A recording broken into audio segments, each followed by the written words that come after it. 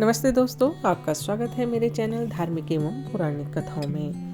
मैं आज फिर आपके लिए एक और नई कथा लेकर के आई हूँ। आज की कथा संकट चतुर्थी व्रत की कथा है। तो दोस्तों, संकट चतुर्थी व्रत की कथा सुनने के लिए मेरे चैनल को लाइक, शेयर और सब्सक्राइब जरूर कर लें। तो चलिए शुरू करते हैं संकट चौथ की कथा। सभी कष्ट दूर करते हैं श्री गणेश जी। संकट चतुर्थी के दिन श्रद्धा और भक्ति से भगवान गणेश जी की पूजा अर्चना करने से जीवन के सभी रोग कष्ट दूर हो जाते हैं। इसे संकट चौथ, माघी चतुर्थी और तिल चौथ आदि नामों से जाना जाता है। चलिए शुरू करते हैं संकट चतुर्थी की व्रत कथा। शिव पुराण की कथा के अनुसार एक बार विपदाओं में घिरे देवगण कैलाश पर मदद मांगने भगवान शिव के पास पहुँचे।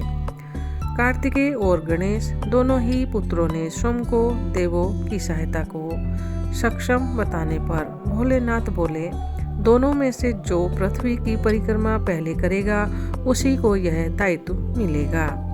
यह सुन कार्तिकेय तत्काल अपने वाहन मोर पर बैठकर पृथ्वी की परिक्रमा करने निकल पड़े।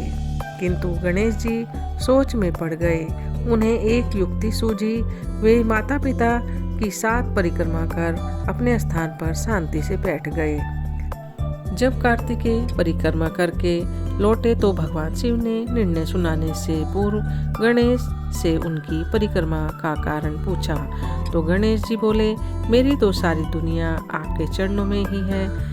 इस उत्तर से भगवान शिव और माता पार्वती अत्यंत खुश हुए।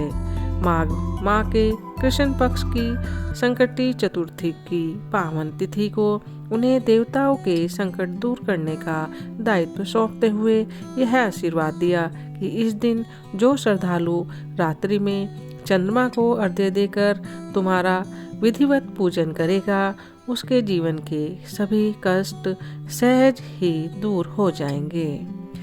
ये थी संकट चतुर्थी की कथा। चलिए दोस्तों, संकट चतुर्थी की एक कथा मैं आपको और सुनाती हूँ जो बहुत प्रचलित है। पुराने समय में एक गांव में एक बुढ़िया जो कि अंधी थी और गणेश जी की भक्त थी, वह अपने बहू बेटा के साथ में रहती थी। वह बुढ़िया श्रद्धा भक्ति से नियमित उनका पूजन किया करती थी।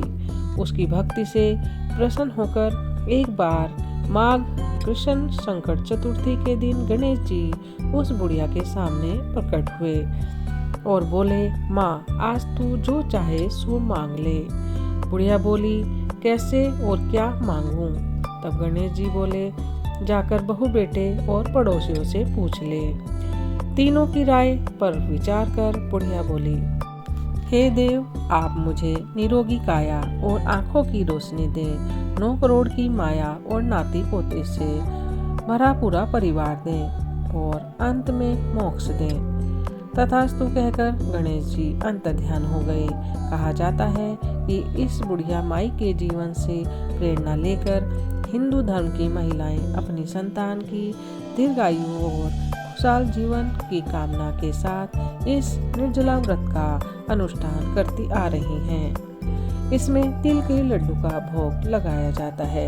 इस दिन व्रती माताएं सूर्यास्त के उपरांत चंद्रमा को अर्घ्य देकर जल, अक्षत, पुष्प, दीप, धूप, दुर्वा, रोली, मौली और पान सुपारी आदि से पूजन करती हैं।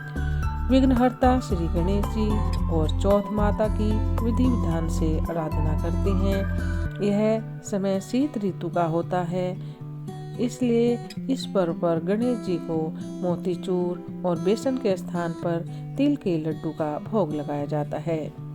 क्योंकि तिल उष्ण प्रवृत्ति का आहार होता है, इसके साथ ही धर्म शास्त्रों में इसे देवानंद की संज्ञा भी दी जाती है। दोस्तों, ये थी संकट चतुर्थी की व्रत कथा।